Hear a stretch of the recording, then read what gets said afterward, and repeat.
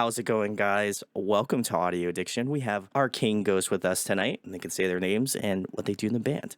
My name is Jason. I play guitar and sing in the band. Hello, I'm Steven. I play bass, backup vocals, and I play RuneScape. That's the game. Nice. Do you play it live though? Like, are you playing RuneScape as you're playing the show? There's a lot of questions I have about that. Is it just like No, it's booted up just in the a back, fun just the hobby. title screen? Actually, fun fact: Steven and Spaz did do a rendition of RuneScape song at a live show twice. So, gotta get to the live show, guys. Gotta those little Easter eggs in there. Oh yeah. I love it, Spaz. Yes, and I am Spaz, the drummer. There All we go. Well, Yeah. guys, thank you for coming on all the way from Toronto, Canada. You know, we're international here, so love it. But want to give a shout outs to Becky over at Big Picture Media. We've been working together for like many years. I probably have lost track at this point, but she always brings me fantastic bands. So big salutes to her. But wanted to ask, guys, you know, since I had taken a listen to a few songs of yours before I hopped on here, how did Arcane Ghosts start out? What is like the origin story of the band? You can take as much time as you want. You know, you can give me some little Easter eggs, you know, preferably some dirt so then I can use it later on as like a weapon. Totally did not say that, you know. For legal purposes. No, okay. How did Arcane Ghost start out, and how did you guys kind of formulate the band? Hold on, let me turn on my teleprompter right behind the screen. So you guys You're like, so. No, I mean, to give you the summarization story of it without going into too much details that don't really correlate to the story much anymore. I was in a band, it fell apart, and that's when I got together with me and Steven and our old drummer, Eric, and we kind of were just playing shows and writing, and pretty much it came to a point where COVID, it was the three of us. And that's kind of where we wrote like most of these core songs that are getting released now. And as you know, with COVID, it was really hard to be in the same room as everyone else. So a little bit of trouble there, but pretty much we got together and the chemistry was great. Like me and Steven get along pretty well. I got really along with Eric. I really get along with Spaz too. And like when starting the band, it was one of those things that like, because I've done it so many times in the past, this time really had to be different. Like you have to really get the members that want to be there, the ones that have the same passion, the same drive.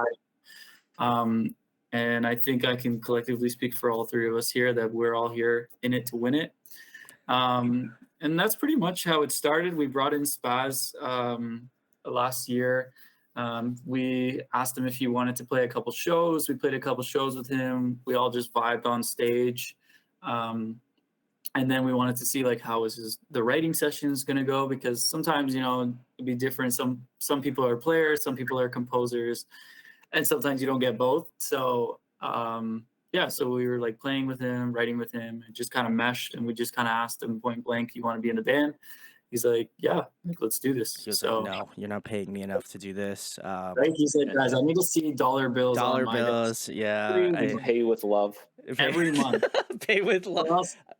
The more you pay me, the harder I'm hitting the snare. So you gotta pay me all that money. But and pretty much that's pretty much how it started. I guess the new Arcane Ghosts, which is the three of us here, like it's been great. Like, you know, we've been vibing, we've been writing, been to the studio together already. So definitely getting those vibes going. Steve was like, "I can pay you in RuneScape money, you know, whatever you're feeling." That's all I got, really. You know, the RuneScape money is all I have to my name. But like, you know, if you gotta be buy RuneScape membership. Yeah.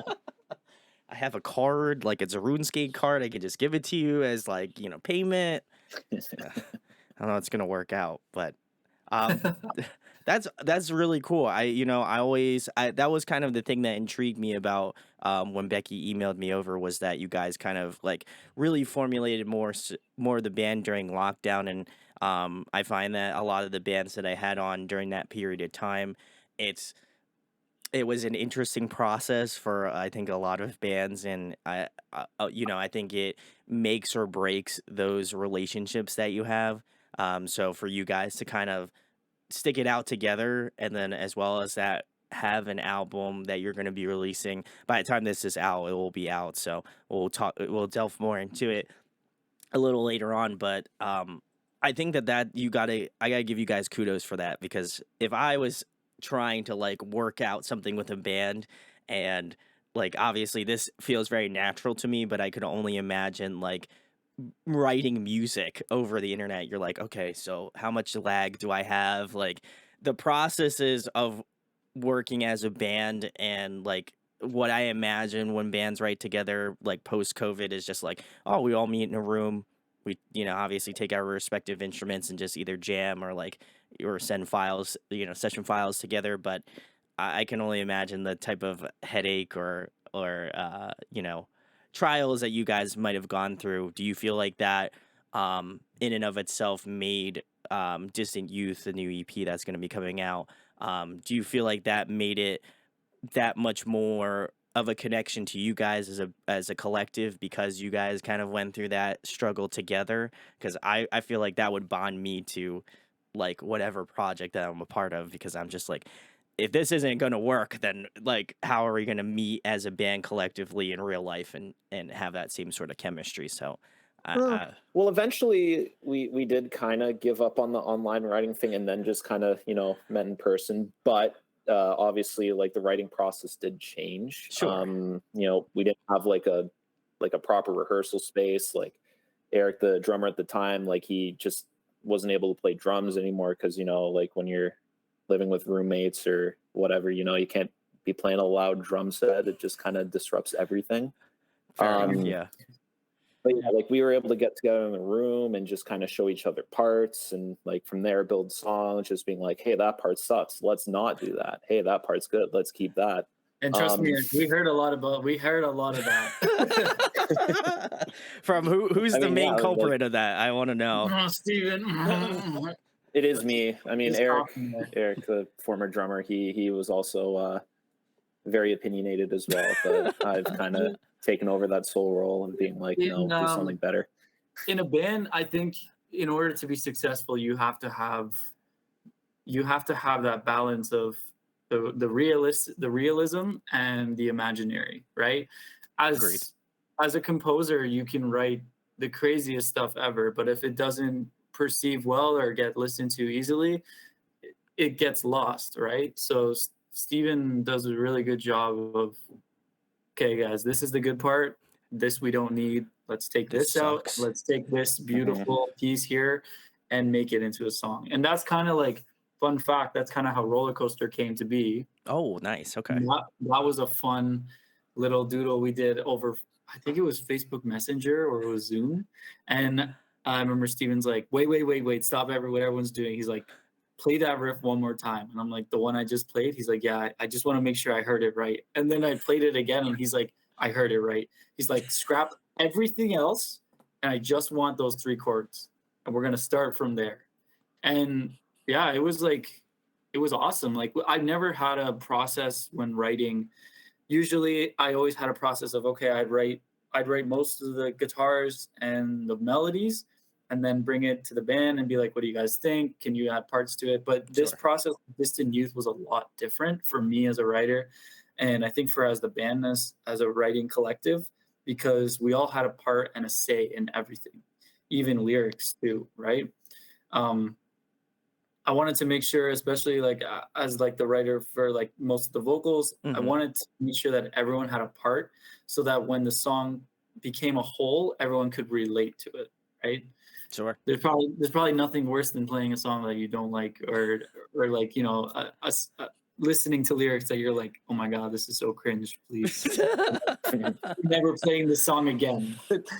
Like, so yeah, it was a cool experience, and I think it definitely made us tighter as a band and even tighter as writers too.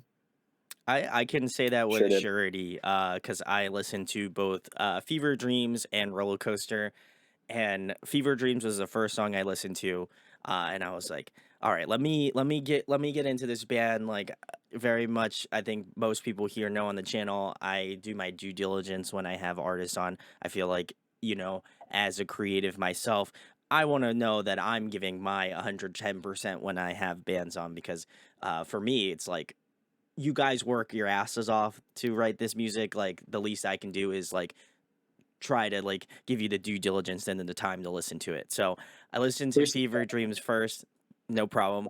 And I was like, the hooks, man. I would immediately, like, it was like within a finger snap, I was like, yeah, this is it. Like, this is like, it hits all of the things that I like, and you guys kind of, I'm curious when we get into the influences, like who you're influenced by, if I'm even like in the same ballpark. But I was like, man, the grooves of these tracks, 10 out of 10. That Fever Dreams track, I'll leave a link to both that and Roller Coaster for the music videos.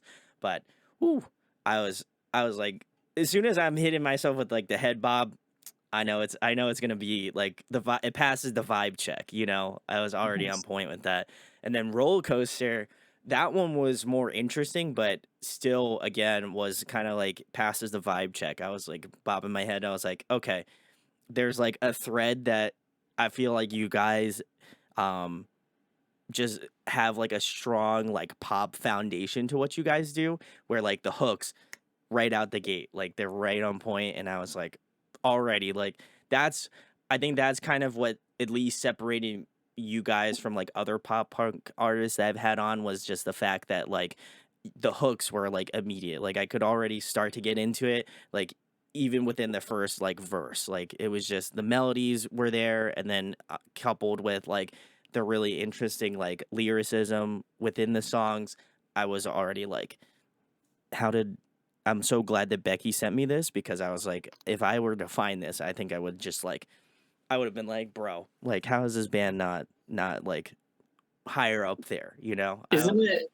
Maybe Isn't it? one day I we will always be. find it like pretty crazy how like there's so much music in the world, and like if you like just a little stumble of on Spotify, YouTube, Oh a little yeah, a little ad here, like channels that share other bands, like there's just so much music out there that it's like it's crazy how many like amazing bands that I've found, like Hail the Sun, like so many different bands that just not are known by everyone, sure, that yeah. you just find out and you're like, wow, where was this hiding? Like, where could I Which not rock find? is this under? Yeah, Yeah, and I which need to find umbrella more does this? rocks.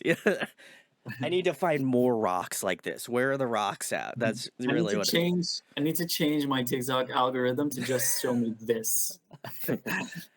And I think you guys, that was a good point. Like, I feel like you guys kind of take, at least, and guys can correct me if I'm wrong, I feel like you guys take like the Swan Core sort of vibes, like in terms of like the musicality of what they do, but also like crash land with like a pop punk band, and then like sprinkle in some like good pop hooks. That's kind of like that's what I got out of it.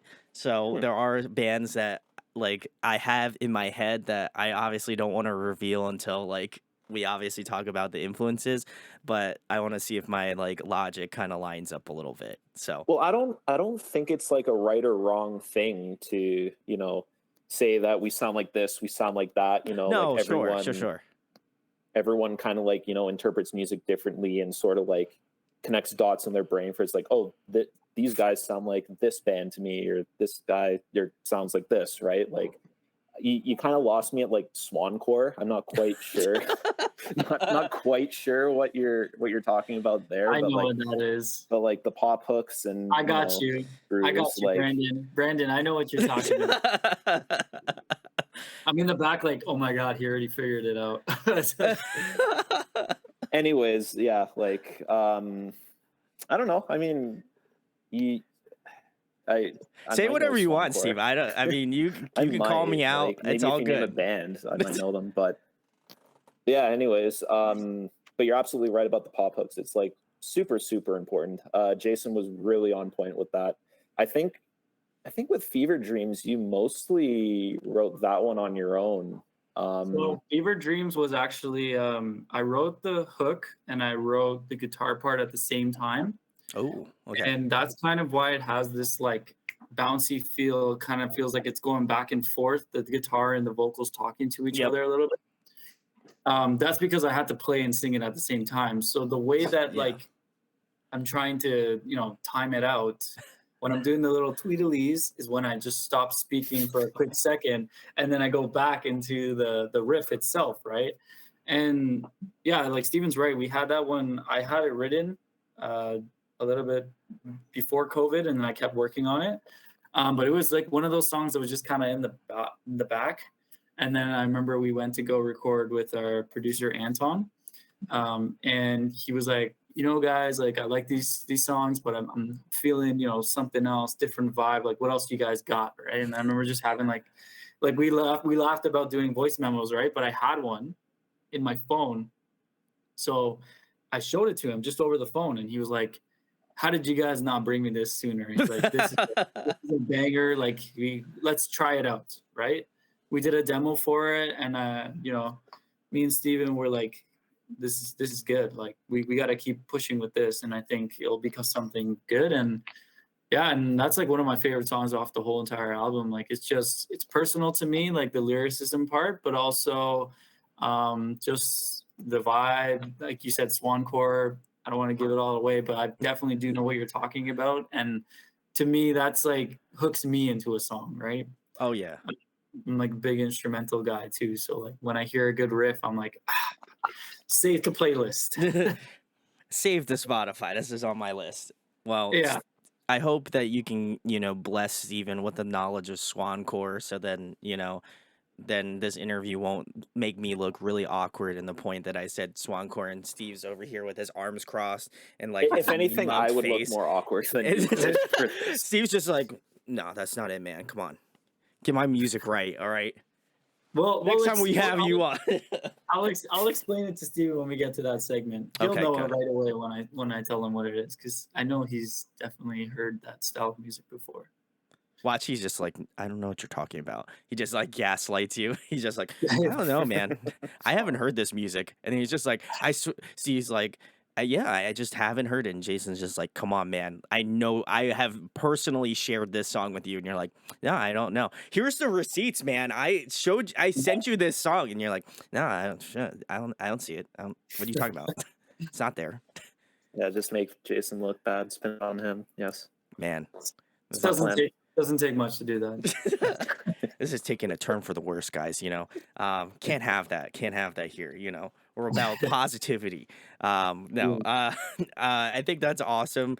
Like I said, you guys hit this like, I feel like the songs, the perfect metaphor to describe it is just like you scratch that itch for me. Like there's something about the type of music you guys write. It's just like, yeah, I'm missing this. Like this is something that I can just like vibe out with, but I also feel like it's something that I can like share with people that like maybe aren't into the scene as much. I'm like, yo, this band's kind of sick. You should check them out. And then you can be like the envy of all your friends when they blow up. And then you're like, yeah, so I knew Arcane Ghosts when they were small, just saying. I watched this interview with this weirdo, and he said, check them out and look at them. Now they're playing stadiums. So there we go. Okay, I don't know about stadiums. Well, listen. All right, Steve. I was trying to give you the positive manifestation. Trying to give me the pat on the back, and you're like, yeah. Man, this whole thing about Canadians being nice, man. I don't know. I think Steven's taking it to a whole new level here. Once we get to the arena level, we're gonna have to be in our dad rock stage already. We're gonna have to get some proper Nickelback. Oh yeah. Arena songs. They're like, yeah, I really like Jason back when he was doing, the Distant Youth EP. Now he kind of sounds like, Chad Kroger-esque, and I don't know if I really can vibe with that anymore. And then like Pitchfork gives you like a 4 out of 10 on the album scale, so I'm just playing it out now, just in case, That's going to be on my audio addiction bingo card. I'll have to come back to this video in 20 years. Please don't. I don't need you. Like, oh my God, Brandon was right. I get a random DM. I get a random DM from Jason. And you're like, yeah, so listen, we watched that interview we did in 2023. And man, that was not good times, you know. Man, you cursed me. I'm a country artist now. I can't live on that. I can't die on that hill. I'm not gonna. I will not see the day of Jason becoming a country artist. Listen, future Brandon, if that happens, I need you to message Jason before that happens. So do it, please, for the love of God.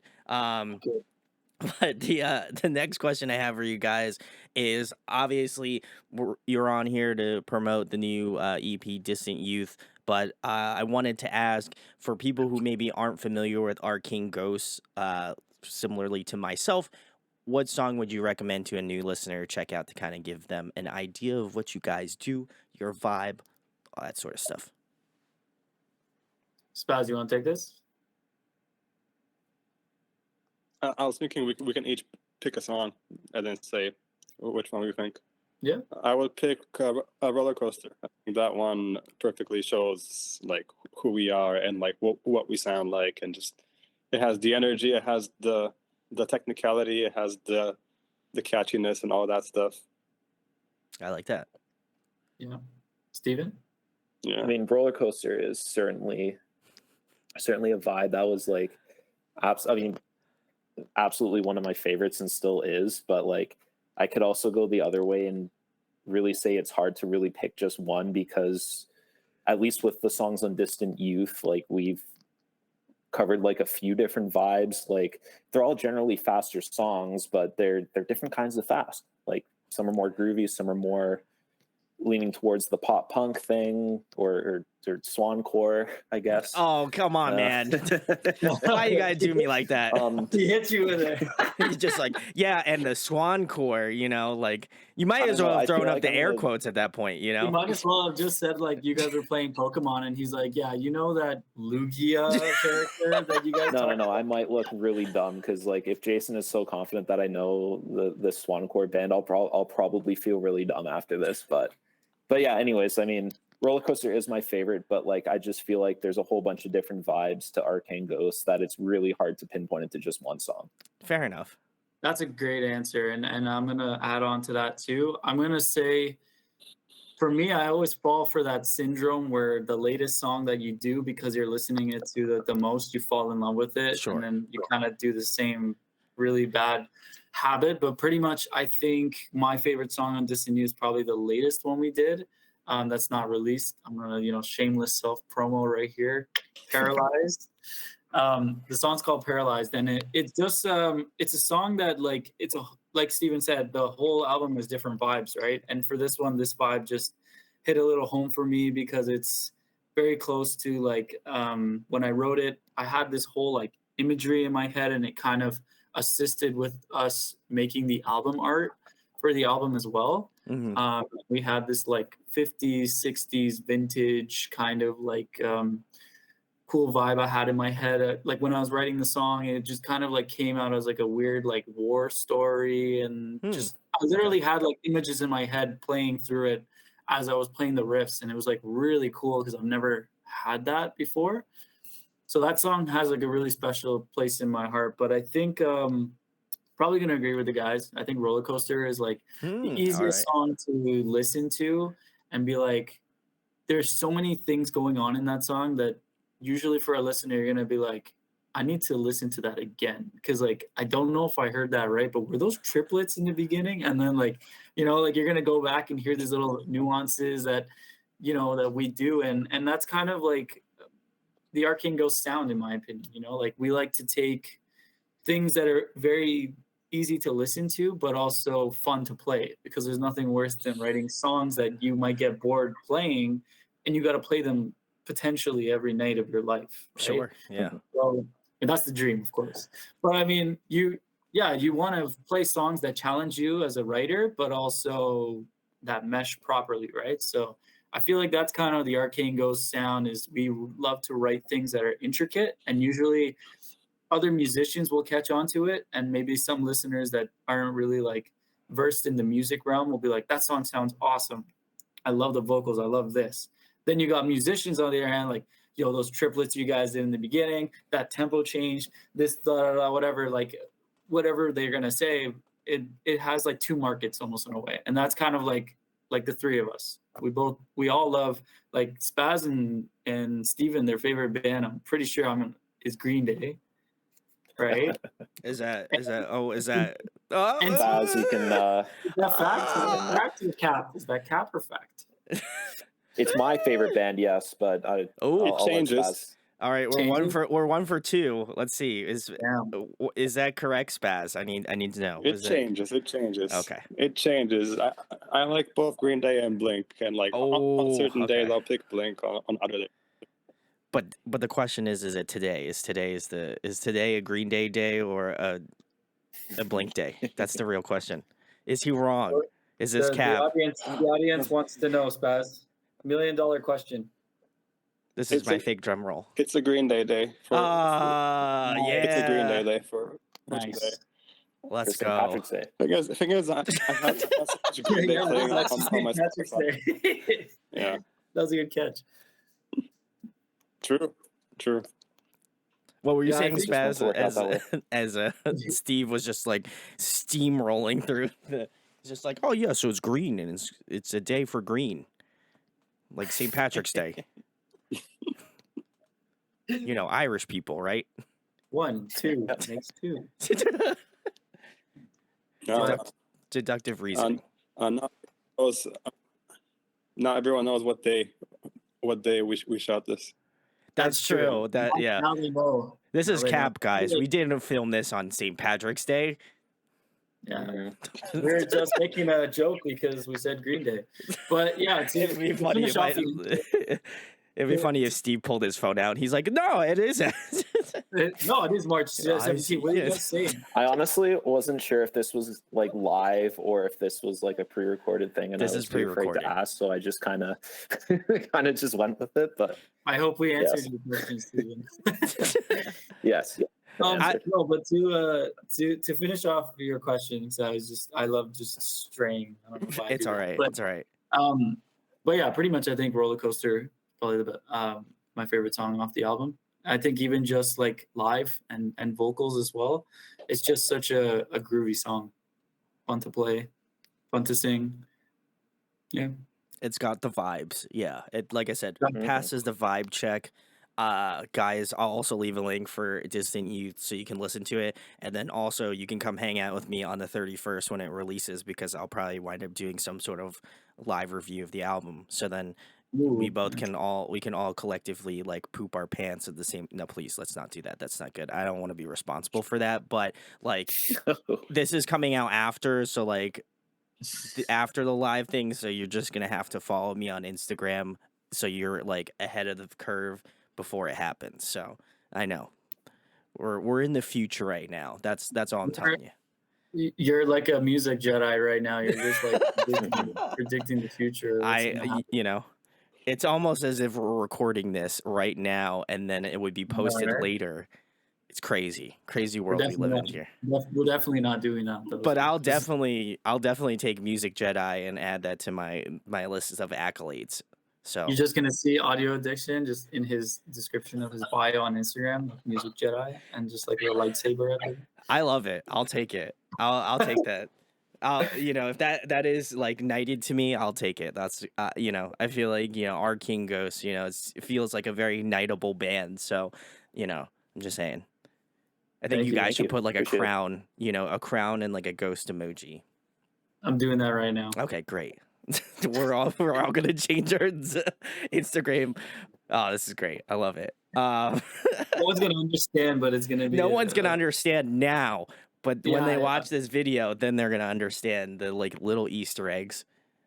You're gonna be like, oh my god, that's why they did it. Yeah, I thought maybe they were just having like a moment here on Instagram, you know, which is also possible. You know, do have many moments on the Instagram. But the next question I have for you guys is, what song are you most excited for people to listen to off of Distant Youth? Who wants to Probably go? Roller Coaster. Oh my god. Well, I mean, me personally, Preferably the ones that my- aren't out, but you can say Roller Coaster. Well, okay, then Yeah. there's only one option. I would hope. I mean, by the time this is out, technically all of them will be out. But Oh yeah, I suppose yes. Yeah, Mhm. I think we're all gonna have to say paralyzed. Yeah, I mean the thing is, with this album specifically too, we because it's been a while since like we were writing it and releasing it with COVID, everything gets Mhm. pushed back and this and that.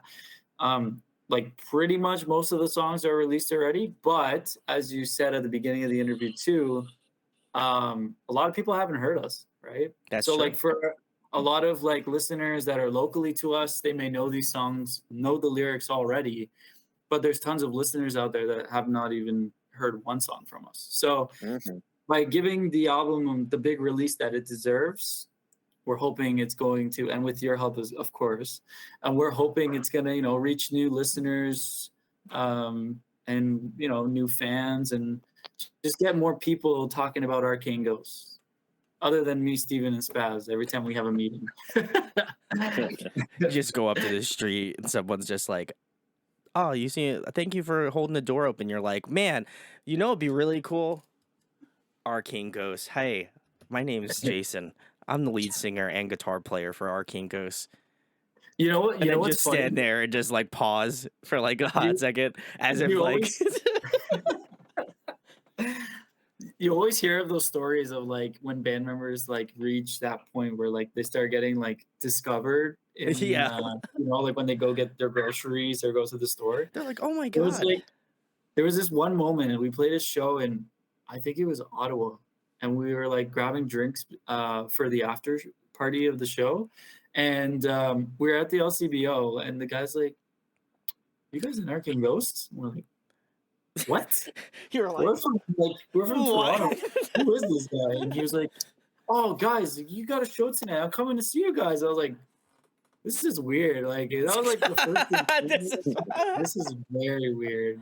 Like those moments are always so weird. Or like, oh, I just found out the other week that there's actually like subreddits that have to Yes. deal with Oh, yeah. Arcane Ghosts, and I didn't even know because I don't really use Reddit. I didn't even know that people were talking about us on there. So That's where they shit talk you. Oh, I didn't know either. And I use Reddit. that's where they should. Yeah. Steve does look like So- someone who would use Reddit, so I mean, to be fair. Oh, Yeah. Is there? It checks. accurate assumption. Well, I mean, you confirmed it, so Yeah. it would be inaccurate. Listen, I'm Oh, not trying to okay. flame it. I'm not trying to flame Steve, but I feel like, he lines me up and then I just say the thing and then he's just like, "Yeah, you're right, actually." Oh And god. I'm like, "Yeah, I am right," because I'm stating fact, and then he's just like, "Yeah, you're right." And I'm like, "Oh my god, this is an infinite loop, man. I'll tell you what." Hmm. It's an infinite loop. Positive reinforcement, Thank you, Steve. I appreciate it. I think I need you. You're now my hype man now, so I appreciate it. Nice. You can put that in your Perfect. This is Instagram my real bio. role. Job offer. Yeah, add it right now. Audio addiction hype man. Part of the squad. But that's honestly, it's oh my god. Okay, I'm gonna have to change mine like mid interview now too. I always find it weird, like when I go up to artists and I'm just like, "Yeah, I saw you like at this place or whatever," and they're like, "Oh, that's sick." Like, we live locally, like whatever. I think it's always strange when people like are like, "Yo, I watched your video the other night," and I'm just like, it's just never like I never really connect the dots. Like I'm just like, "Oh, that's sick, man." And then they just like we just start having like this conversation, and I had one where somebody thought like I was gonna be a complete dickhead in real life, which just rest assured, people, I am actually a dickhead in real. No I'm kidding. I feel like I'm not. I would argue that I'm not. But I had somebody come up to me at a show, and they're like, "Man, I really thought you were just gonna not like, entertain a conversation." And I'm just like, huh? Why not? I'm like, we're talking now, so I mean, like that's the conversation we're having. And then they're like, "Oh well, I'm glad you're not a dickhead in real life." And I'm like, "I'm glad I'm not too. Thank you for confirming that." Like that's sick, man. That's funny. I think it's like it's interesting when people see someone on like YouTube or like in a music video or playing shows live or Instagram or TikTok or any of that kind of stuff, because they think for some reason there's like a higher bracket or something, and it's like you think about it and you're like, at the end of the day, everyone's just human. Like, we're all just people. And like, you got to remember that when you get into the grind mentality, you're not even thinking about success. You're just thinking about go, go, go, go, content, music, writing, shows, and it's like an infinite loop. Yeah, it's right? writing, music, Like- shows, RuneScape, Writing, music, shows, RuneScape, StarCraft, the bathroom, whatever. Correct, right? yeah. Like it kind of like, that's I think a lot of people that have that grind mentality feel that way, that it's like, once if you start humbling yourself and you start putting yourself in a higher pedestal, then it's kind of like you're already kind of like shooting yourself in the foot, right? Because then you're going to think, okay, I'm doing this well, I'm doing this good, I don't need to do more, and this and that. And that's like really bad mentality, because no matter what success comes your way, obviously, you got to humble it, acknowledge it, but you got to keep grinding even harder. And then that just raises the bracket even higher, that you need to go to the next level, right? And that's kind of that's even how this band has progressed, right? I mean, we're all, when this band started, like, I was still in like my beginner years of college. God, I sound so old saying that, but I feel that. Yeah. honestly, it's the truth, right? And you're like, what, 19, 20 when you like start college, or like you're in college, and there's a lot that changes from then to, I'm not saying my age, but when you get older. And then like, it's just one of those things that it's like your mind, your perception, when you play shows, you get more comfortable. When you do recording, you get more comfortable. Oh yeah. And that comfortability puts you onto another level. And then you're like, okay, I'm comfortable at recording and I'm comfortable at doing studio. How do I get better? Right? Same thing with writing. I wrote this song, everyone seemed to like it. How do I write another one? Right? And that's like that's the chasing success, I think, like infinite loop that always happens, right? For big artists, small artists, all artists, right? Oh, 100%. But I also feel like too, like I have been doing this since my senior year of college, and then I just turned 30 this year. So like for me, like I've been doing this for the better half of like 7 years, and I had done it for like a large chunk of my 20s. And I think I go back and look at some of the things that I was able to accomplish because like this is something that I have a passion for. This is something that like really fuels me, and I think that when I have bands on and artists on that do this sort of stuff, like it ignites me to continue to do what I do, because as Jason mentioned earlier, like there's so many bands out there, and I appreciate that your guys' drive and dedication to what you do, and literally to the point of doing this EP in the pandemic and like trying to work on it and releasing it and like trying to make a name for yourself. And I think for me, like my point of pride on why I do this is like I hope that somebody watches this video, they're like, I've never heard of this band, but now I'm gonna check them out because like Brandon recommended them for me to check them out. Like I would hope that somebody believes me enough or has enough faith in me to be like, yeah, I'm gonna go check this band out, and then be like absolutely floored, and then I either get a message or you guys get a message and you're like, yo, so Brandon had you guys on, like you guys absolutely shred, like I need to see you guys play in Toronto, like that. To me, like any money that I make doing this like would mean nothing to me. Like that means the most to me is like if somebody was to watch this video and to check out this band, that would be fucking sick. Like I would be so stoked about that because it's allowing other people to find out about cool music. And I think that like it takes the work out of trying to look for another band to just be like, oh yeah, I'm gonna throw this band on or whatever. Like I either get it sent to me or I like actively go out and look at for myself. And I feel like even if Becky didn't send it to me, which I mean, bless her for sending it to me anyway, but I would feel like I would have inevitably found your guys' music just because like it's things that are in my circle already that I already like. So I feel like inevitably Spotify would have spit out you guys to me, or like I would have found out about you guys through other means. But like I said, it's a cool thing. I think so. I would hope, but I think for me it's like that's kind of like why I do this. Like I want people to see bands in like a cool light and be like, as Jason said, we're all just normal. We're dudes just being bros, you know? So that's it. It's vibes. That's So it. go check out Arcane Ghosts. That was like basically my long spiel to just say, you know, check the links in the description. I'm going to say it a lot, so I hope you don't get tired of me saying that, but it's definitely links below. Go check it out. We certainly won't get tired of you saying that. We definitely won't. I know, you guys. Well, We've said it. We've said it ourselves Debate probably later. like 2,000 times, like in a month. Go check out Arcane Ghosts. well, now you have one other person to say go check the links in the description. So there you go. That's the start of the army. Get ready. Then check the links in the description, arm. Check the links in the description, army. We got to come up with a better acronym for that. I think there's something to be had there. If you had to come up with a name for fans of ours, what would you say? What would you call them?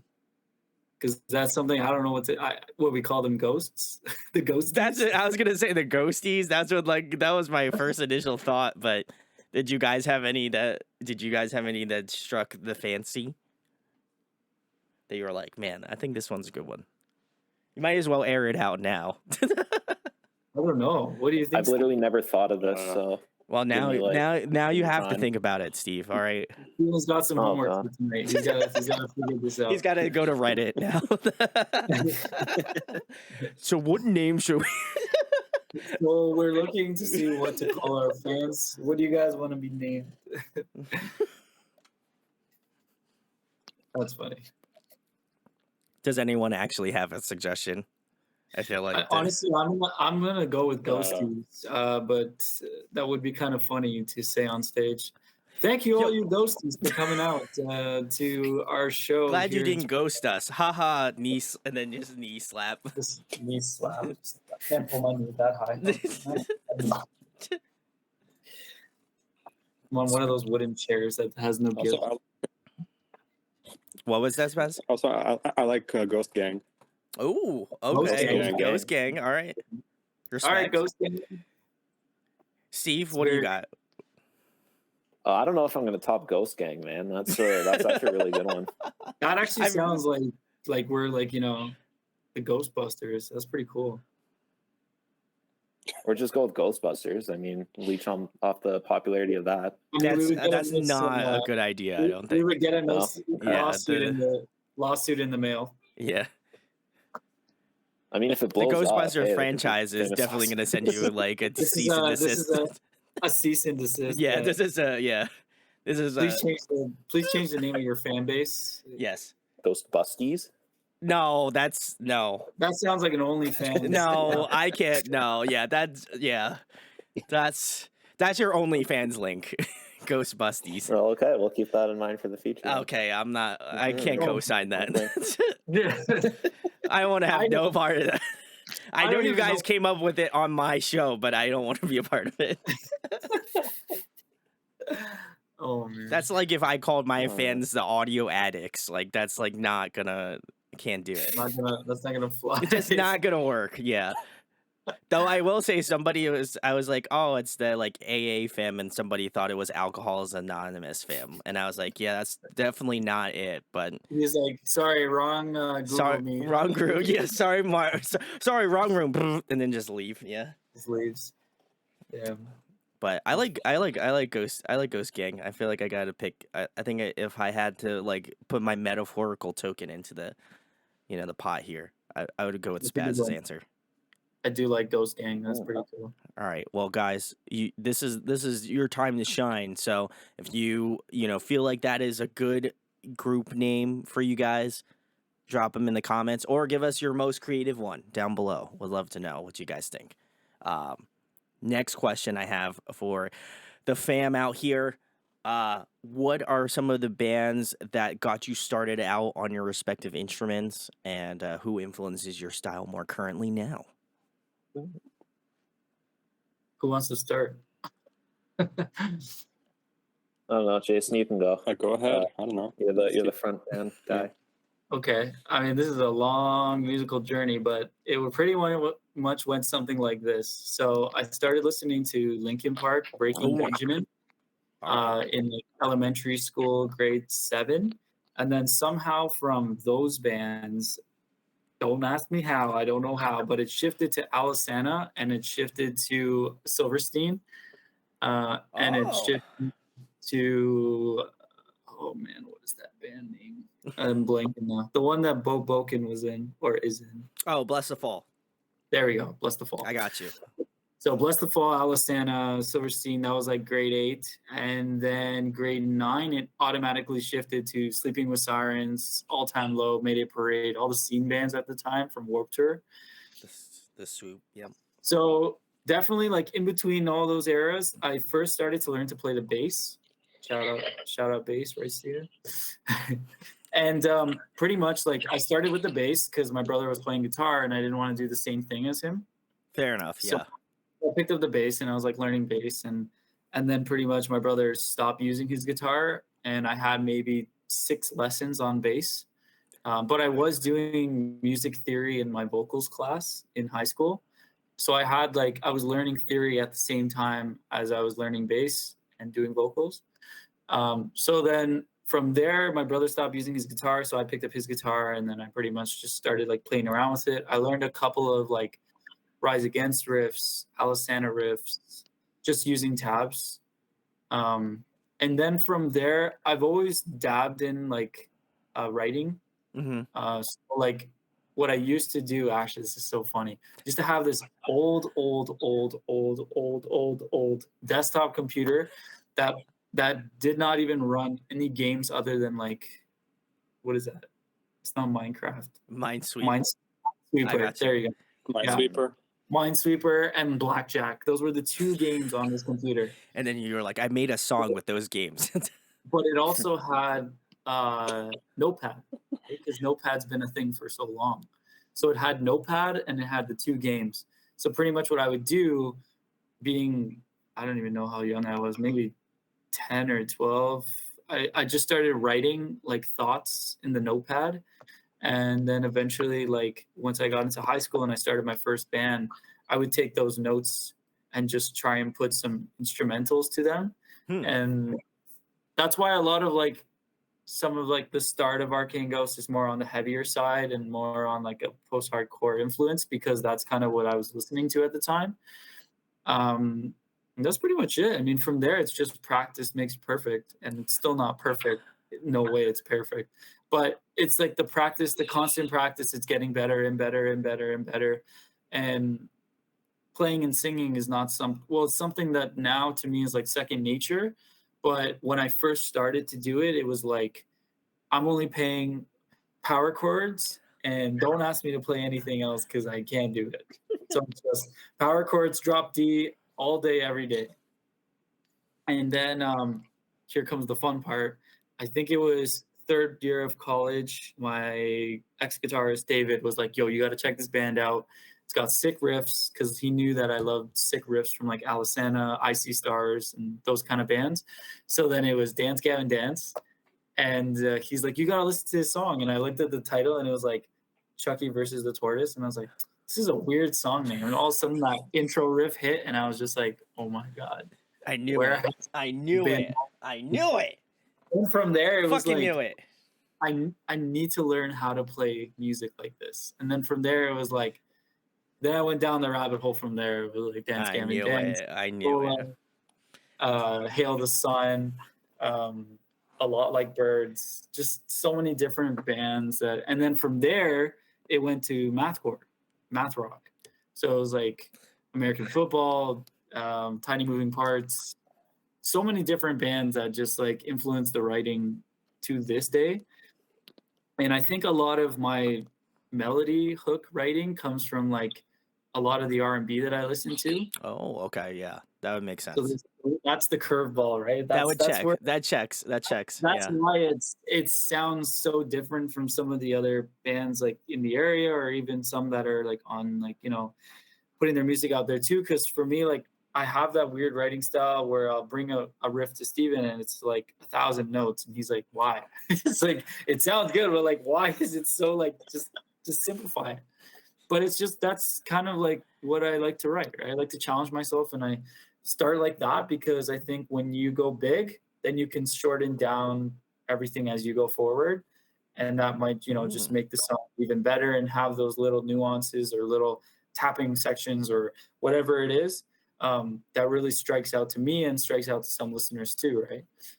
Also, Stephen, basically Swancore it's pretty much Dance Gavin Dance style of music. Oh, It's So that I see, I called it. All right, so and the Just reason didn't know it why by name. the reason why they call it Swancore is because Will Swan is the guitarist of Dance Gavin Dance, and he actually started a label called Blue Swan, and that's what all the people like put I the rest song my that case. genre is named Swancore, and there's like tons of bands nowadays that replicate that sound. I guess we are one of them. But I rest my case. Corner yeah, jerk, Didn't know baby, it by and the name fucking let's Swancore. go. yeah, but pretty much I think that's kind of like my musical journey's just gone everywhere. I've listened to country music. I watch a lot of Netflix, so I remember watching Nashville, the show Nashville, and I was like, these songs are actually good. Like, you always get a bad taste in your mouth about country music, but I think That's fair. Yeah. we were talking to our producer Anton about it, and he dabbles a little bit in the country music kind of realm now, and he was saying that country music's actually like very intricate in how they write the lyrics. I would agree. Lyricism in country music is so important, and there's the instrumental may be way stripped back, four chords, a little bit of this, a little bit of that, but it's the lyricism that really kicks it, right? And I I would think agree. Yeah. I think for us, it's like that's what we're trying to get to too. We want to make sure that we don't lack in any aspects of the songwriting. And as you know, with Steven, our lovely critic, he makes sure he has the very, very hard job of making sure that we don't put out bad music. I mean, he's on point with that, so I can't disagree. He's on point with the critiques. I will say that you guys have yet to put out a bad song. So thank you. I think we have our headbutting moments, but I think if you don't have those moments, you're not trying hard enough to write your best song. that's right. Yeah. If everyone agrees on it too easy, it's like then it almost seems like it's one person's vision, right? If you don't have that butting heads moment, I feel like you're not including everyone into it, and it really has to be a collective for it to be received in a really big way too, right? But that's pretty much my musical journey. I mean, I've been bumping recently a bunch of like Nav, SZA's new album. I was listening to Don Toliver the other day. Listened to the new Periphery record, which is insane. So that's pretty much me. Well, I'll let someone else take the mic. I talk too much. Yeah, listening to music, man. It's very important. Oh my god! But before I get into mine, Jason, I like how I just want to say I'm gonna absolutely cut Steve off on this. I like how Jason was just like, so from the womb, this is the type of music I was listening to all the way up till now, and then Steve's just like, music good. I like music fun, make me happy. I'm like, bro, come on, man, like don't do me like that, all right? We just met, man. Give them the sauce, Steven. They want the Give me the sauce, man. Come on. Show me the juice. I've seen Steven's. I've seen Steven's playlist on Spotify. It's like 4,000 songs, and it goes from like jazz to like I'm rap up to 7,000 now. Punk. 7,000. How do you have time to? How often do you cycle through this playlist? Like once? Yeah. I don't like the entire thing. Oh no, no. That well, then why would you have 7,000 songs on one playlist then? I just do. It's just songs I like. All right. He's heading for the world record. It's just songs I like, and fair enough. I mean, it's a bit bit of a tangent here, but like Spotify's algorithm is so weird that like if you have like a small playlist under 1,000 songs, you're gonna hear the same stuff over and over because like That's the okay. algorithm will Okay. kind of learn. Like, That's true. but with my playlist, it's kind of like you know you get that a little bit, but like But with my there's stuff playlist, like I don't hear for a long time, and I hear it, I'm just like, he's "Ah, like, but wow, with that my song's actually playlist, really good." Steven's playlist from, hey, how's it going? Steven from Arcane Ghosts. It's a band you probably haven't heard of. But guess what? I created this insane playlist that you can listen to right now. Once Has in your 7,000 lifetime, songs. One time. If you make it through all 7,000 songs, I'll send get a you free a, shirt. you'll get a free I'll send merch to you. Here, let me see if it'll. Sorry. Well, I didn't mean to. to. Honestly, I feel like I'm just throwing shade at Steve, so I don't. Oh no, you know, no, that's okay. I love Steven. You know, I feel like Thank you. I love I you feel too. like you only make Lots of love here. you only make fun of people that you love. You know, so I feel like I Oh, just no. I just No, lay it on a completely little agree. extra thick because I love Steven a lot. Oh no, yeah. One of my friends, no, he makes fun of me all the time. I make fun of him. It's great. We love each other, and I was his best man at his wedding last summer. So Oh, that's cute. That's exactly. But, Salute. yeah, I'll summarize my musical journey just kind of like as much as I can. I mean, my Green Day and Blink-182 were very huge influences for me. Green Day made me want to start learning music, and I'm also kind of the inverse with Jason. That funny enough, I actually started learning guitar first before I went to bass. So I still play guitar to this day, but like I don't play it as much as I should. Bass is just the main thing. But you know, I listen to all kinds of music as at this point, as you know, my large playlist suggests. Yeah, it's just all over the map. It's just I one try song to, 7,000 times.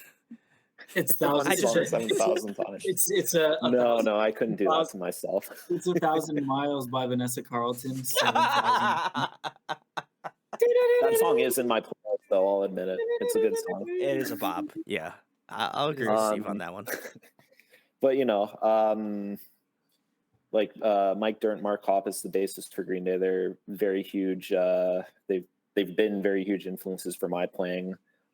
This jazz bassist by the name of Jaco Pastorius. Some people might know him, some might not, but phenomenal bass player, arguably the best electric bassist to ever live. I take influence from his playing.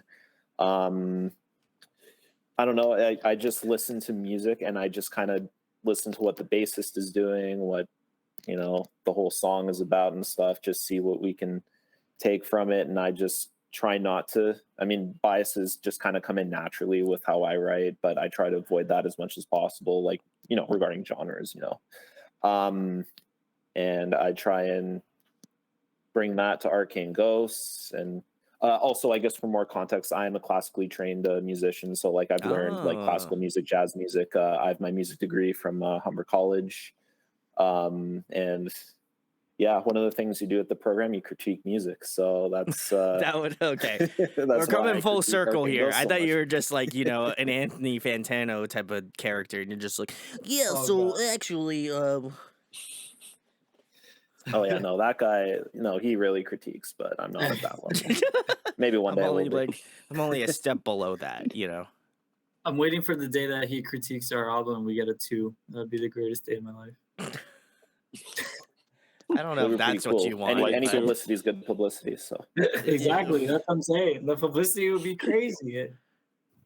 But yeah. Anyways, that's kind of the quick summary that I can give. Music. Listening is good. Spaz, take it away, man.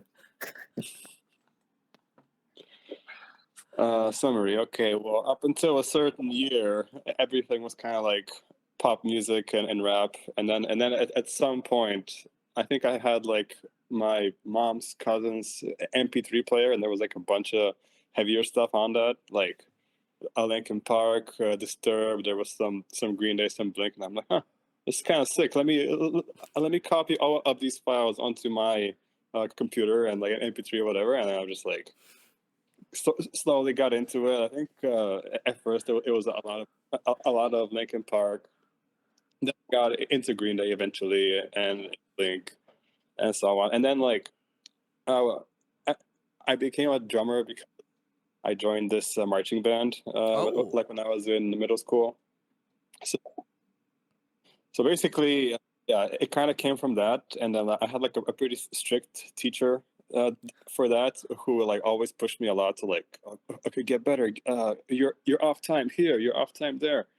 And like I sort of pushed myself a lot to get better at that, and like I found a lot of music that has like really good drums, just because I'm like, okay, I want to be able to play like this guy, like that guy. So like many of them were like, okay, Trey Cool, Green Day, Travis Barker, the drummer of March Sevenfold, like a big influence. And then like from there, I discovered Dream Theater and Mike Portnoy, drummer. And then like I got into like even more heavy stuff, like August Burns Red is like Adair drummer is like one of my favorite drummers of all time. And yeah, like it kind of went from like, you know, pop music, and then like, okay, a bit of new metal, and then a bit of pop punk, and then a bit of more metal, and just like a big journey. But like lately, it's been a lot of back to pop music and rap. And like part of the reason is like, okay, I'm in this band, and like we need to write catchy stuff, so I should be listening to pop music and like the stuff that's really catchy out there, so that we can write the best stuff possible. I'm just waiting for Spaz to just come up with a session file, and he's just like, you know, guys, listen, here you go, and it's just like a bunch of blast beats. That's just what I'm hoping for, you know. It's like, you know, subconsciously, that's kind of what I'm expecting. And then for Steve to be like, oh, well, you know what? I also have something really cool. And then he puts it on the table, and it's just like him playing like jazz bass. And then like Walking Steve's bass like, line over oh, some well, blast beats. yeah, exactly. And then Steve's just like, all right. And then he hits you with like an R&B line. I'm just saying, you know, you guys feel free to take any of these, you know, they're free game, you know, so you'll be the first to jazz band, I think. You pretty much just explained oh, whose album was that? That was weird. Kendrick's latest album. The producers on the album, or the ones who did the drum tracking, were actually like drummers for bigger bands that I can't remember, but they were like metal bands. So there's actually like a couple tracks on there where the drums are pretty like beefy, like speedy type of. It's actually really cool. Like if you haven't heard it yet, this. Yeah, now I'm gonna have to listen. I've heard it, but I had no idea. Yeah. So that's why that album's like really cool. When I listened through it for the first time, like there's a lot of cool influences on this album. Why? And then I went to go see who produced it, and I was like, oh, okay, that makes more sense. But that's cool, right? I mean, that's like I've been noticing that a lot these days. Like the only collision of genres that was such a huge staple in music, I think, was Jay-Z and Linkin Park, to really just like cut that barrier. And then I think like I'm sure there was more before that, but I'm going based off of like my experience. But that was the first thing I ever heard, and I was like, wow, this is like insanely good. Then from there, like it just opened the door, like, you know, like the multiverse just everywhere, just different strands. And even to this day, like you have still like people always trying to bend genres and bring two different things together. I think the other day I heard a song with Little Durk and a country artist. So like that's like trap and country. It's such a weird mix, but it works. Like I think with the right people strong holding a song like that, like it could work. You know, anything can work as long as you present it properly. So well, guys, if you want to see me do a reaction video to that, it's probably not going to happen because I wouldn't do a reaction video to that song. Just saying. It's because Brandon's gonna do a reaction video for our next music video, right? Absolutely. You got it. Nice. That's actually not a joke. I will actually do that reaction video. Yeah? But yeah, 100%. Awesome. Thank you. It's only because I love Steve. No, I'm just kidding. Perfect. I love all you guys. I feel like I've only soloed out on Steve just because I feel like I've been beating him up the hardest in this interview. So, you know, yeah, I feel like it's a give and take, you know. So, but the next question I have for you guys is, if you guys could pick a song to cover, what would it be? Wow. All right. I would have never elicited a reaction like that. Steve is just dying. I don't Because know. you just opened Pandora's box. That's why. Oh no. Well, listen, this is the perfect time to just air out all the grievances now. You know, Oh, like you no. might as well make your case known because the people in the comments will let you know what song you should cover. It's a very heavily divided subject. Well, now within Arcane listen, Ghosts. we might as well talk it out, you know? I mean, I guess just for some context, I mean,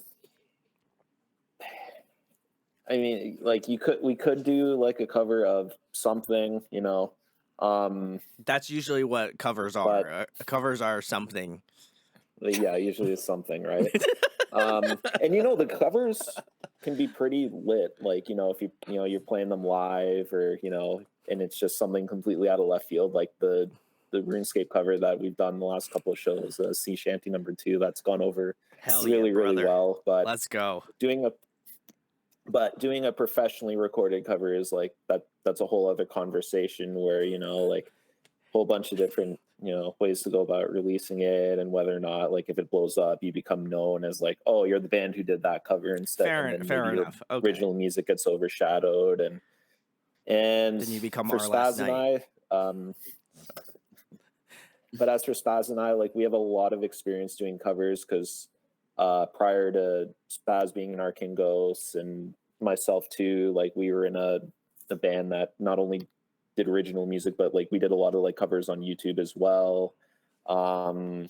So there's a part of me that is just completely over covers, like, I could as a tell. whole, That was like because of the that. longest way to just be like, I actually just don't want to do covers anymore. You could have just But I just want to say, But Steve, I you can- could have simplified it to the simple fact that you could have just been like, yeah, so my previous band did covers and I don't like covers anymore. And then I But- would have been but like, that's yo, the that's thing. fucking I can- sick.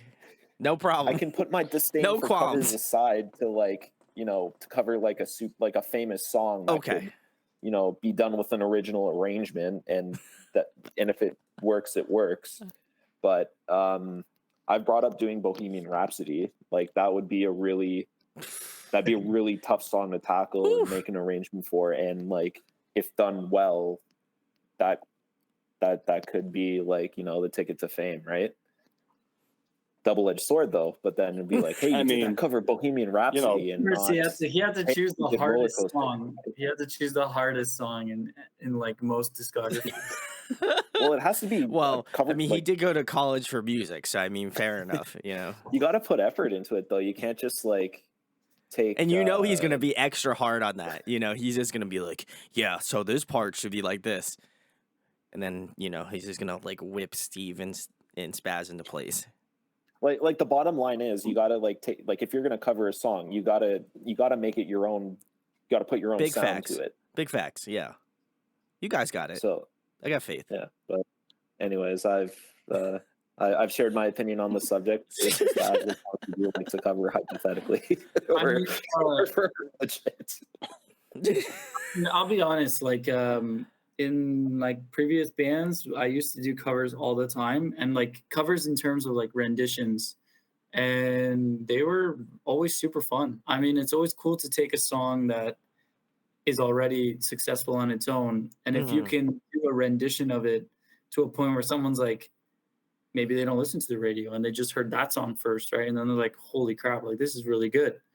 And I think these days TikTok is huge for this. I would A agree. lot of people, you know, take their spin on a song, and it's like Steven said, it's a double-edged sword, right? Because if you do the cover and it goes well and it blows you up, amazing. You get the success you were looking for and this and that. But at the end of the day, the history will always show you got big because of a cover, someone else's song, someone else's, you know, an original thought, right? So it's like, as an artist, especially like myself personally, like I would love to do covers, but I think it would be kind of cool to have the band a little bit more established and people to know our music first and then do a cover. So then it's kind of like double success, you know, like people are already loving the music, they know our original songs, they come to the shows, and then it's like, here's a cover, and it's just like, oh, that's an Arcane Ghosts cover. Automatically, they would listen and be like, that's an Arcane Ghosts cover, right? And I think it's cool taking like a song that usually has maybe like a 4-chord pattern or a 3-chord pattern, nothing too complicated, and then just putting your own spin to it. To shout out the band Loveless on TikTok. Like I got into Loveless due to TikTok, and Agreed. Yes, same. Julian doing all the covers and stuff. And there's nothing wrong with it. It's more of a personal thing, personal preference, right? But I think also if you're someone who actually does production and can do that kind of stuff very easily in your sleep and do all the the vocals editing and stuff like that, and I would do the same thing. I'd probably do covers every day if I could. But like I said, that's a skill that you have to be that quick and that turnaround too. So, I mean, for me, if I was to choose a song to cover, I think like in the new SZA album, there's a song called F2F, I think, and it's actually a pop punk song that SZA put a twist on. What? And I think because because we have been listening to pop punk for so long, and you have this mainstream artist that did her take on it, it would be kind of cool to take it and put our take on. That's just my opinion. Another one is Flowers by Miley Cyrus, because Miley Cyrus is, as we all know her as Hannah Montana. We all grew up, watching Family Channel. Oh my God, she was Hannah Montana shit. Oh. What? Oh man, I didn't know this. I'm kidding. I knew that, guys. I feel like I just like outed Santa Claus to someone, I did actually know that, guys. I just did it for the bit. You got to do it. Always do it for the bit. Always, but yeah, pretty much like Miley Cyrus, as she's grown up too, and I feel like kind of like I've grown up with her music too, and seen her as a writer. She had the bangers days where I don't know that like there were some hits on those albums, and then there were some like "What Are You Doing" songs, but she's gotten back into her songwriting roots, and I think Flowers is a really good song written. And it's kind of cool that she did kind of like what we're talking about, right? But instead of doing a cover of Bruno Mars' song, she actually took the chord progressions, switched it around. So it has like, when you listen to it, you hear the similarity of it and you're like, I know this song, but it's a whole different song. So like I said, when you start getting into like intricate artists, they do some really cool stuff, especially just taking a song, taking pieces of it.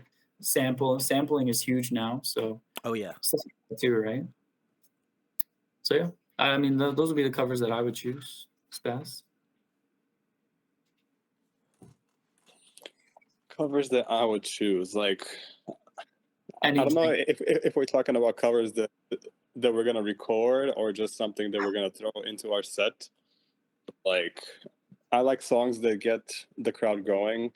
So like lately, I've been really into the idea of putting a Fall Out Boy song in the set, but like Tell That Mick, the first song off of their first album, because like that song gets a crowd going if they like Fall Out Boy, first of all, because like you can shout those lyrics, you can get angry, you can mosh, you can do everything to that song. But if I have to go with like modern stuff, maybe like something by T Swift, like Anti-Hero, or let's see, I was just opening up my Spotify to see like which songs I saved here. But yeah, probably like a T Swift song, like Anti-Hero or something, or go like a throwback and do Party in the USA by Miley.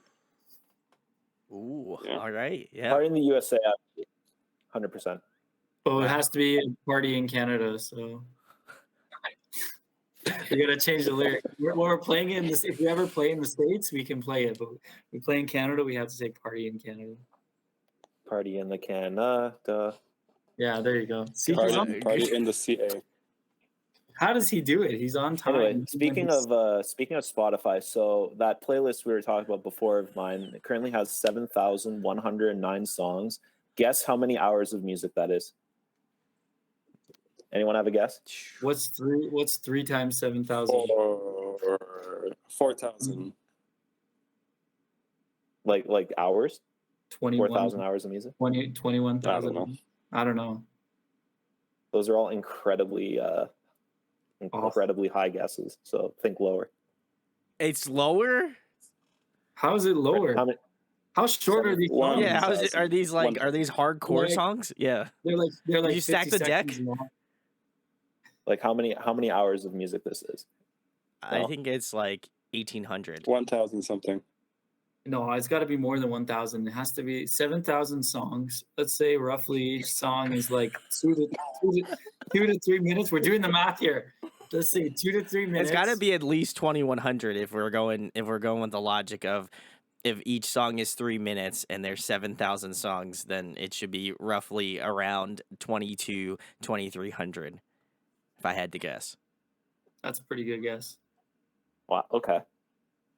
Those are And all is it? very high guesses, but it's actually 420 hours and 4 minutes. Oh, So what's Yeah, We're bad at okay. math. Yeah, we overshot that by a lot. Yeah. Yeah, you did. Here. Hmm. Okay, so all right.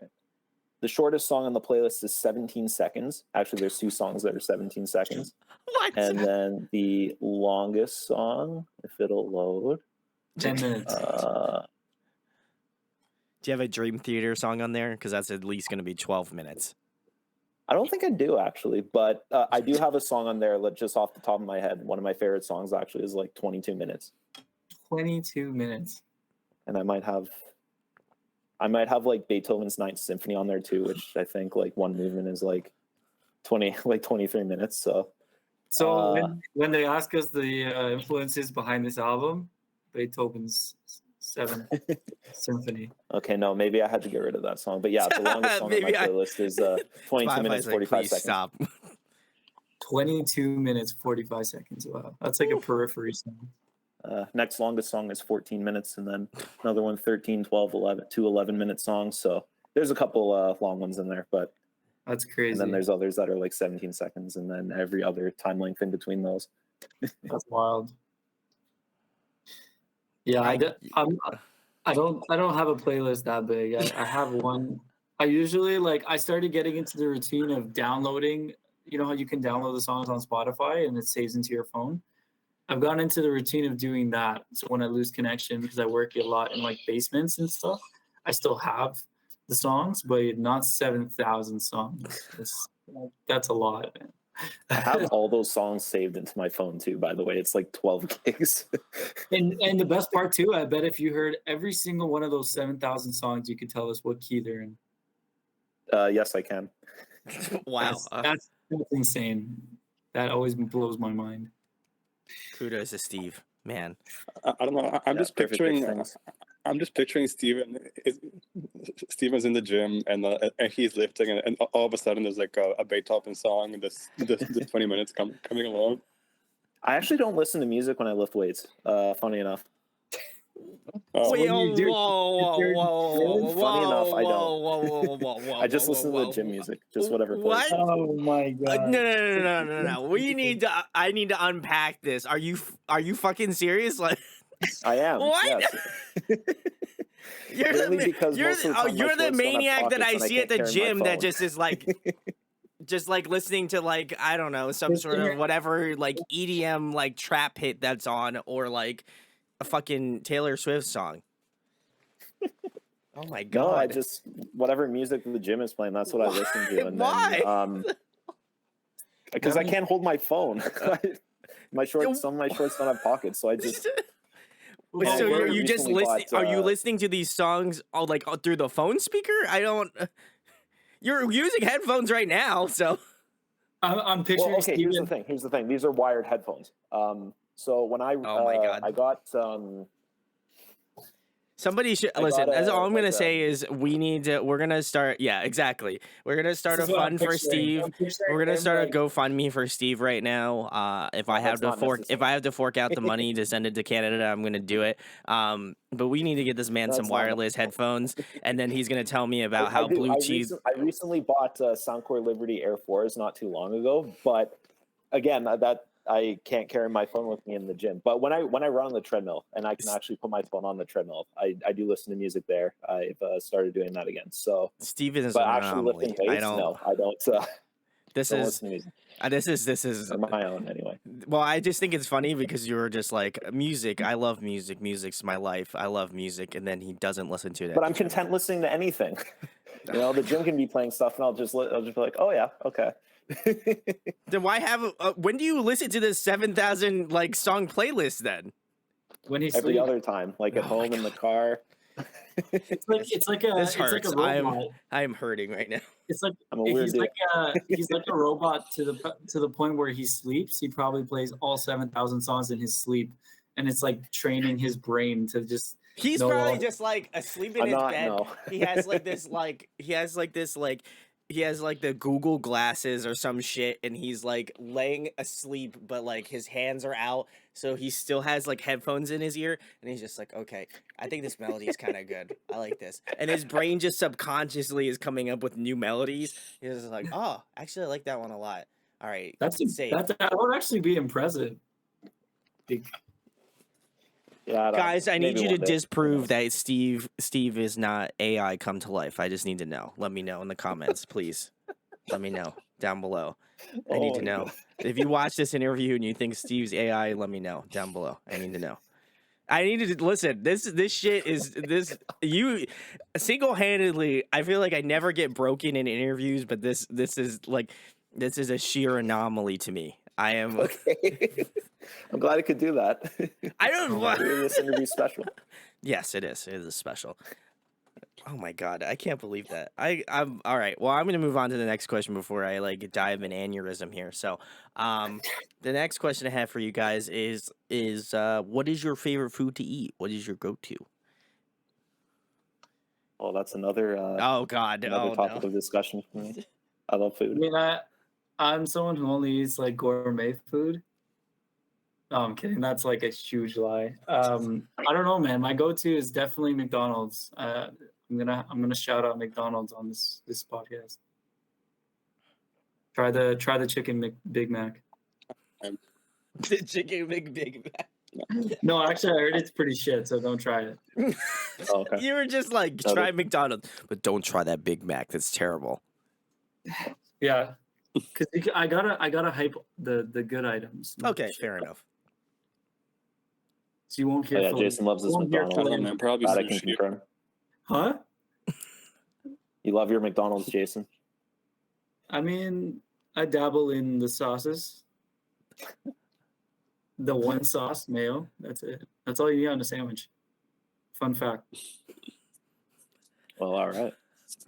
Good to know, man. Spaz, I kind of heard your answer, but I feel like you should answer it again just for semblance sake.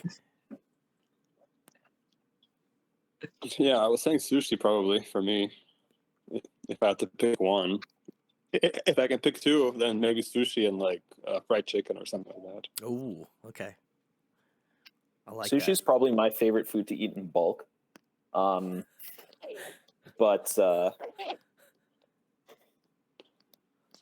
what? I just the way you worded it, you're just like what? Okay. Like Yeah, it's a weird- that was it. I weird was way just to put it, I confused. It was suppose, good. but- Yeah. Okay. You know, all you can eat sushi is just Okay. the Yeah. only way to eat sushi. In bulk. Let's see. Yes, McDonald's is also good. You know, all the, American food you can think of, the deep fried, chicken. Why are you trying to pander to burgers, me? I don't. fries. You're like, yeah. So I love Texas I mean- barbecue. That's my favorite. Ribs, of like meat. I used to be a very picky eater, actually, when I was younger, and then I just kind of gradually got, not picky. So I just eat all kinds of stuff now. And I'm really glad to say I don't have any food allergies, so I can just kind of eat whatever I want. And I'm sorry for those who do have food allergies. It can't be fun. No, I don't think it's fun. Oh my god. I can't. This is great. I love Steven. I just want to say thank I you. don't fuck. I just want to give a shout outs to both Jason and Spaz. I don't like. I would love to be like a fly on the wall in the types of conversations that you have with this man, because I don't fucking get it, and this is the first time meeting him. So, God bless whoever whoever interviews this band beyond this point. I'm just saying. Okay. Thank you. Salutes. Funny enough, I'm actually a pretty quiet dude most of the time. I would have never got that. Unless he's critiquing music, then good luck. Yeah, then I have a lot to say. Then the floodgates open. The floodgates. Yeah. The song "The Flood" by Escape the Fate starts to play as the floodgates go. Oh, that's great. Well, next question, guys. If you guys could pick an artist to collaborate with, who would you guys like to work with?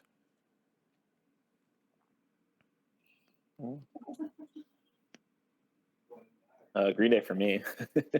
Somebody. I don't know, man. Jason, go first. Okay, well, I always actually thought about this. So there's the realistic collaborations, the ones that could actually happen, and then the very unrealistic, imaginary, dreaming collaborations. So I think for me, I would love to write a song with Will Swan, of course, right? I mean, bass god Will.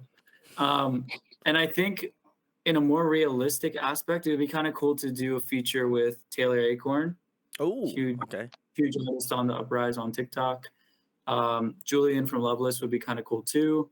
Also Lauren Babick from Red yeah. from Toronto as well. Shout out to you.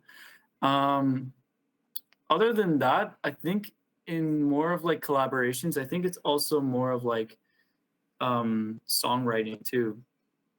Like, I think I'm getting used to the fact that not always someone who assists in writing a song has to be on the song. You could have like someone sitting in on a session that's just helping you write the song, but not on the song. So Sure. I'm getting used to that now because I see that the whole industry is all that, right? You have the core songwriters, you have the actual artist who's going to deliver that song, and you have the producers and engineers and all that stuff behind it. So like when you say collaborations, is like a huge thing in my head. Just go like Chris Crummett. He actually does like a lot of our mastering. Oh, very sick. He's done all of these records. So we hit him up to actually master this album. And I think in the future it would be really cool if we ever get the opportunity to actually do a full album with him. Would be like my dream come true. And I think, yeah, just there's so many artists on the rise right now, and I think it would be cool to really try and come on the upring with all of them as well. Definitely, but I think definitely for me, I really want to try and make the Taylor Acorn feature work with future songs that we write. Maybe get some female vocals in, one of our songs. Be sick. I love it. Spaz, what do you got for me? I don't know, man. It's a pretty tricky question, but Travis Barker has been killing. Travis has been killing it with all of his songs that he's been putting out, and they're with rappers anyway. But I would definitely like want to be in the room and like work on a song with Travis Barker. I like that. Well, guys, listen, if you want to move the mountain that is Arcane Ghosts, what you do is you go on to Twitter, which I'm going to go do right now, and then you're going to tag Arcane Ghosts, you tag Taylor Acorn, you tag Green Day, and you tag Travis Barker, and you type collab. And listen, I'm no knowledgeable on this, but like I feel like if it's on the internet, it's probably got to be true, right? So if you want to if you want to like retweet it, if you want to like share it, I don't want to force you to do anything, but like if you did, you got to send the anonymous message to TMZ, and then everyone will know. Arcane Ghosts will blow up, so just want to, I just want you to be on the ground level, on, Arcane Ghosts, and then, we want the stock prices to rise for Arcane Ghosts, so, like, if we can just make it, like, top it off, like, that's great, so, this isn't, like, advice, but, like, if you did it, it'd be kind of cool, so. The stocks will definitely rise when we drop Arcane Ghost toilet paper. It's going to be life-changing, right? Some Any might merch say. idea? Yeah. Can't say another band that, like, you know, haven't found another band that's done that, so we can be the Think first. outside the box, right? You use toilet paper every day. Everyone uses it all around the world. Right? I mean, hopefully you use it every day. Oh. Otherwise there's some other issues going on.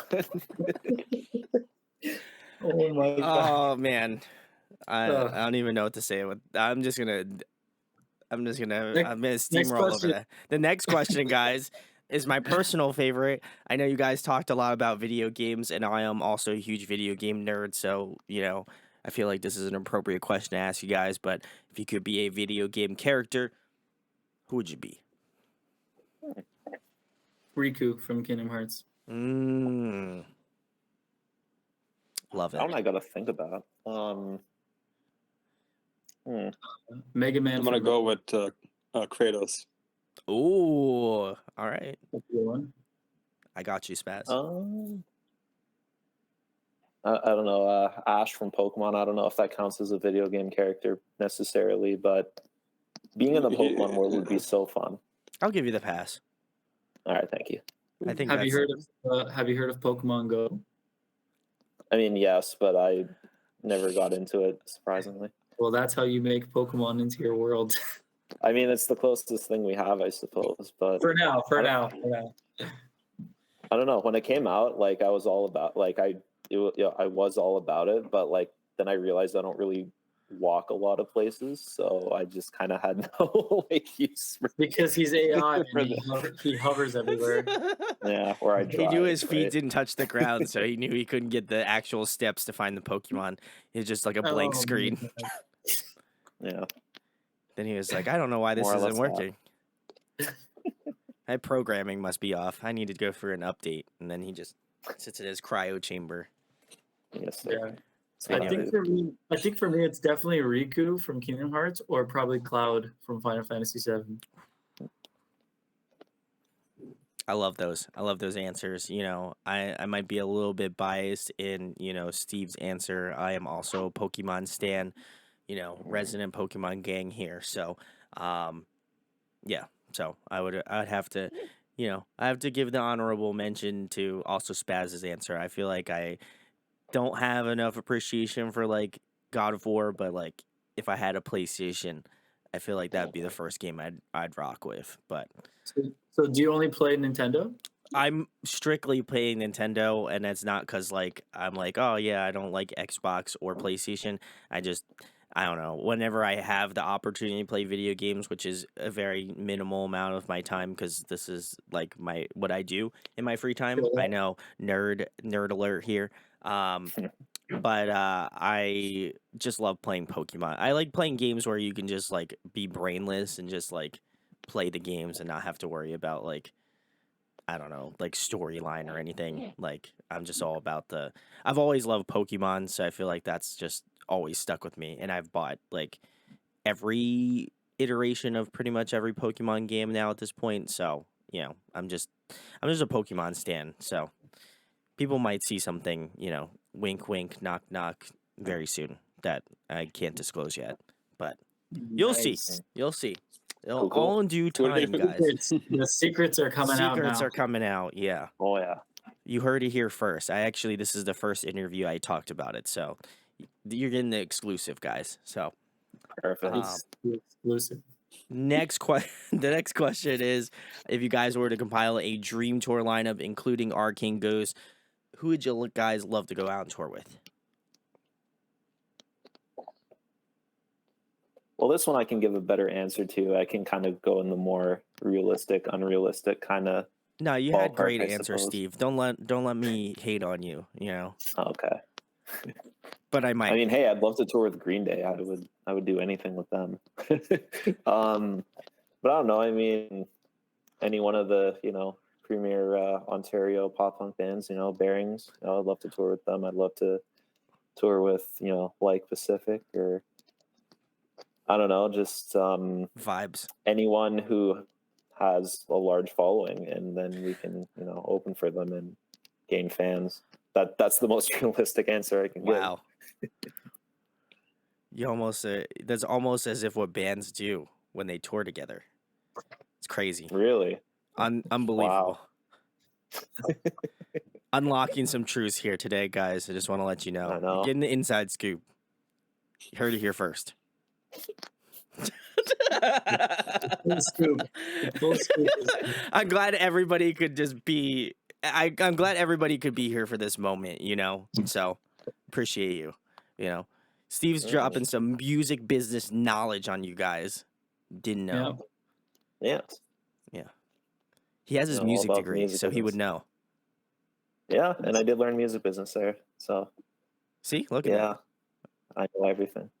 No, I don't. Oh, all right. I don't. That's kind of a stretch, but Spaz or Jason, you guys got answers? Spaz, I'll let you go first. Let me. I'm still thinking about my answers, but I wanna go like with a band that isn't too different from us, but I can't think of any. So I'm just gonna name some bands that I like. So like, recently I saw Real Friends and Knucklepuck on tour with Bearings as well, which Steven mentioned, and I think that'll be a pretty sick tour if we were to be on that with those same bands. That would be pretty fun. That'd be sick. They have large followings. Yeah, man. The shit he says, man. God, fuck. Oh man. Yeah, I think for me, the goal would be cool to tour with like Movements. Ooh, yeah. Huge Movements fan, and I think it fits our kind of realm of music, especially with their newer stuff. Is a little bit more on the poppier side and agree. more on like major side rather than their like minor songs, all of them. But yeah, I think Movements, Bearings, like Pacific, Kenny Hoopla would be a cool one. Ooh. Kenny Hoopla, I know he went away for a bit, but he'd be cool. Mod Sun would be kind of cool. Like those kind of bigger artists that aren't like out of complete reach would be really cool to kind of play a show with one of them. And I feel like we're always constantly trying to evolve our live show too. And I feel like we always try and bring as much energy as possible. So I feel like we would mesh really well with those bands with high energy and the fans that really want to be there, right? And be in that moment, you know, not the ones that are kind of like always on their phone, the ones that kind of really enjoy the music and vibing, moshing, singing songs back to you, just kind of really want to be there for that moment in time, right? So I feel like those bands would really fit us well. Bearings like Pacific, Movement. Be kind of cool to maybe eventually play a show with supporting maybe one of those TikTok bands like Magnolia Park. I know they've played in Toronto. They just played in Toronto with Arrows in Action a couple days ago. Okay, nice. So they're coming into the area, right? So it'd be kind of cool to get into touch with them, maybe future shows. Just like Steven said, anyone with a following. Smart. You That's guys the are so way. smart. You guys are like a band. That's wild. Insane. Right? Insane. So much knowledge dropped today. I'm like so thoroughly impressed, you know. Guys, if you let us know in the comments what musical knowledge you learned today in the comments, would love to know. I couldn't even say it with a straight face without cracking. The next question I have for you guys is, if you were trapped on a desert island for the next month and there was one album you could bring with you to listen to, what album would it be? Hmm. Not everyone jump at once. I will pick Steven's playlist. Oh my god. It's the most efficient. I think logistically speaking, you can't, because like 7,000 unless album. Yeah. if you had a way to bring electronic device there, Spotify, then yeah, go for it. I'm honored. I mean, I would pick my favorite all-time album, of course, Dookie, Green Day's album. Respect. Very amazing record in my opinion. You have strong opinions, so it must be good. I could. Yeah, no, it's all right. Spaz. I could go with Dookie as well, to be honest, or like something by Blink, like, or like Enema of the State by Blink, or like Take Off Your Pants. Excuse And me. any of those albums would be a fun time. Oops, 18 plus. Oh my god. Yeah, I'll be honest. I didn't really listen to much Blink and Green Day growing up, so my answer will be a little bit different. But I Oh. think for me, a timeless album for me is probably a Lesson in Romantics by Mayday Parade. Ooh. There's just like so many bangers on that album and it's like such a roller coaster. It's like up and down so much in that album. There's like so many different like slow songs, fast songs, catchy songs that make you cry, songs that make you dance, songs that for me it's just like a timeless album. So I think I'd probably take a Lesson in Romantics. Yeah, you could say it, is a fever dream. Oh, nice. Could actually. I feel really bad. I'm just kidding. I should have just been like, awkwardly just stared into the camera, but I always do that already, so yeah, it wouldn't be any different. The last question I have for you guys is a question I've been asking more currently. As much as listen, I could talk to you guys forever, but the time has come. Wanted to know, guys, like, obviously I mentioned in this interview, interviewing bands is a passion of mine. I really love doing it. I love meeting people from different walks of life, and I think that, it's that thing that connects all of us. You wouldn't be doing it, you wouldn't be loving music if like you weren't invested in it in some way. Why do you guys make music? Like, why is that something that's crucial to what you do, what your life is? I mean, even Steven literally has his degree in music. I mean, I feel like that's a higher level of dedication than most, so why do you feel like this is such an integral part of your life? Deep, we going deep into the psyche for the last question. Going deep with audio addiction. I can name a few points. For starters, playing live is just amazing, and ever since I did it, it's just been like, okay, I want to do this like as much as possible. The other one is just like being with like-minded people in a room, and you're all creating stuff, and then eventually you have that moment where it's like, oh god, this is like something really good comes up, and we're just like, oh yeah, like we have something. Let's keep. Let's try like this, try like that. I'll play it like this, play like this. It's like those moments. It's like where I just feel like really glad to be doing music, doing band stuff. But yeah, I love you guys. I mean, Spaz pretty much hit the nail on the head there. I mean, speaking strictly for myself, like music is just something I've always enjoyed doing, whether it's, playing on an instrument or listening to music, all of the above, right? At the end of the day, like even when it came down to like, kids have all these different like dreams and ideations, like, oh, I want to do this when I grow up, this, that. And of course, I was that kid, I thought of all kinds of things, but just when I, first listened to music and, gone to Green Day and as time went on, like with high school and, you're looking at like, post-secondary school, like programs and all that. And once I discovered that, music programs are a thing, it was just kind of like, I want to do that. Right. Like I had no real interest in going into anything else. And, that's kind of still how I feel today. Like at the end of the day, I love music more than I love anything else. And why live life if you're not doing the things you love doing? Beautiful answer. Yes. Kudos, Steve. Killing it. No, thanks. I think for me, I think it's mostly like an expression of emotion. Like it's weird. Like growing up, it was one of those things that you couldn't, or it was like it almost seemed like weak to show emotion in a way.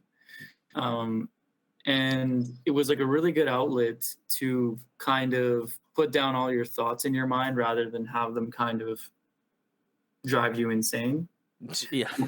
And there's something cool in thinking about, like my mind thinks in a weird way, but it's almost like I always think about like when I die, what will I be remembered by? Right?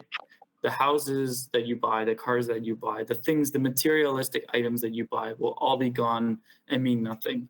So what legacy do you leave back? Sure. And Yeah. there's like certain feeling of like amazingness knowing that even to this day, like I can look back 9 years and be like, I made that. That is my song. That is my creation. And every time I listen to that song, it puts me right back into that place where I wrote it. Right. And Yeah. that feeling is so, you can't buy it. You can't re-enable it. Like it's just there, you know? And I think for me, it's kind of the same with these guys, like being in a room with like-minded people and writing music and having those like eureka moments, like, oh, that's such a good riff, or that's an amazing melody, write that down, take a voice note, do that, da, da, da. And then hearing a song come from scratch that was just one person's idea, and demos here, demos there, and then it turns into this big song that I'm going to use one of our old songs, Petrified, for example. It's our most played song on Spotify, almost 800,000 streams. Nice. I don't even know 800 people. So, like, just to think that there's 800,000, almost 800,000 people that have heard the music that we create in this band is like insane to even think about, right? And that at that moment too, when Petrify started to blow up, that's when I started to kind of shift this from, you know, I like writing music, it could be a hobby on the side, this and that. And that's when I was like, no, no, no, like this has to be my primary focus. I have to put everything that I am into this. It's going to be hard work. It's going to be a lot of no's.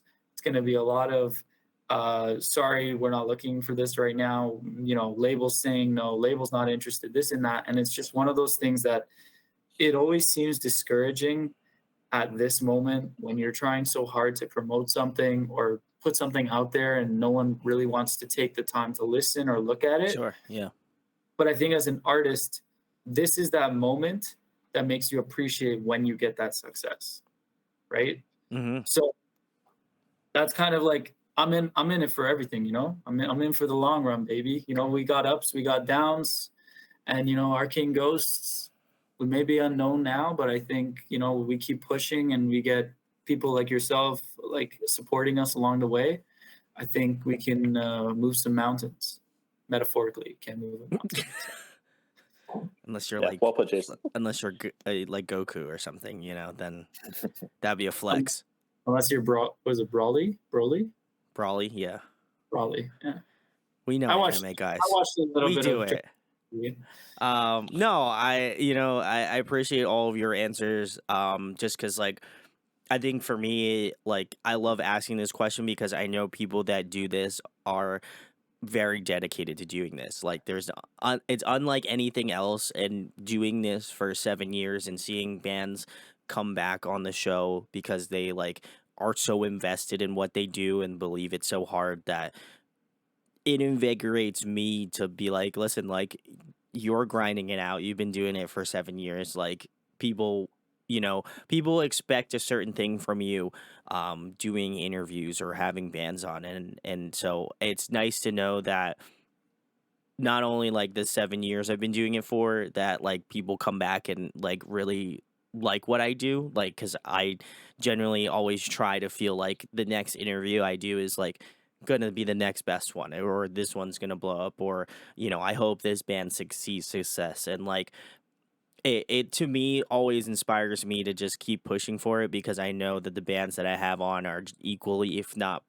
probably even more so, dedicated to what they do, and so who am I to try to like stop them from doing what they love to do? Because like I love what I do doing this, you know, so I want to be able to share that same expression and that love for what you guys do, the craft that you do. And how much time, blood, sweat, and tears you put into doing this. So I hope that if anything that you take away from this interview, other than the fact that I roasted Steve about maybe like 50% of it, that I hope that you take away how dedicated bands are, and especially I would say Arcane Ghosts, like, just finding out about your band very recently and knowing like, the story behind why you do this, and then having music that is, very comparable to some of the bands that I love listening to. So I think to me, like, that just goes to show there's bands everywhere. You can find talent anywhere. And if you have the moment to go listen to